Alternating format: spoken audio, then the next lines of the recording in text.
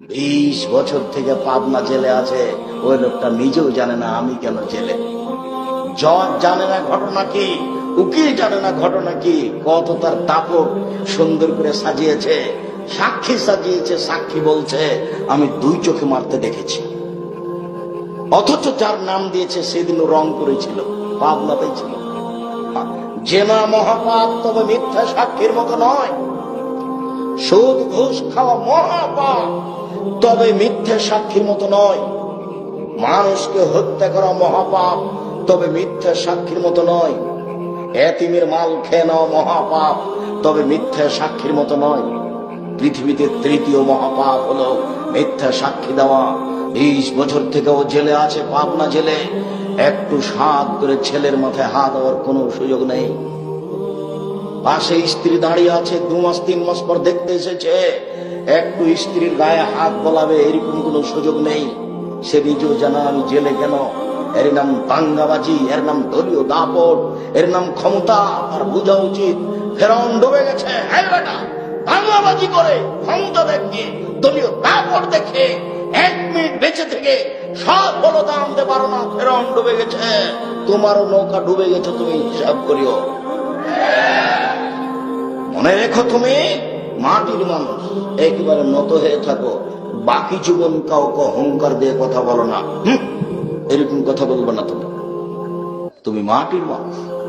কে মনে করো বিচারের মাঠে আল্লাহ যখন বিচার শুরু করবেন, তখন তিনি প্রথমে বলবেন আজ কোন মানুষ কোন মানুষের উপকার করতে পারবে না, এক ছত্র মালিকানা আমার হাতে।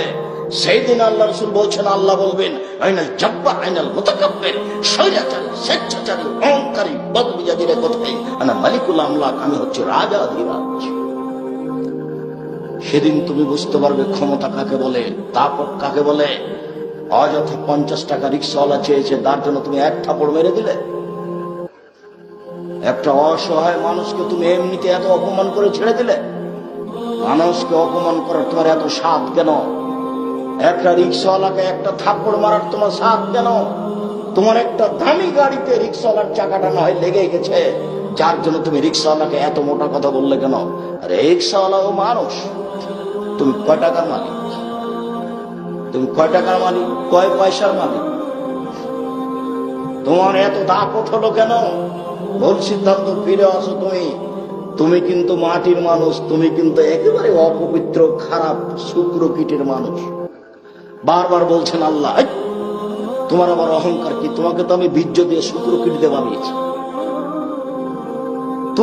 তোমার আবার অহংকার কিসের? তোমার বাপকে তৈরি করেছি আমি মাটি দিয়ে, আর তোমাকে তৈরি করেছি শুক্রকীট দিয়ে, যেটা কাপড় লাগলে ধুয়ে ফেলতে হয়, যেটার কারণে মানুষকে গোসল করতে হয়।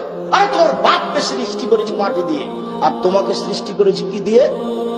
শুক্রকীট দিয়ে। তোমার দাম কি আছে? তুমি অত দাম দিয়ে বলে কি করে? তুমি তো দাম দিয়ে করতে না, তোমার নিচের দিক দেখলে। তোমার কি থেকে সৃষ্টি করেছি? তোমার কেন এত ক্ষমতা?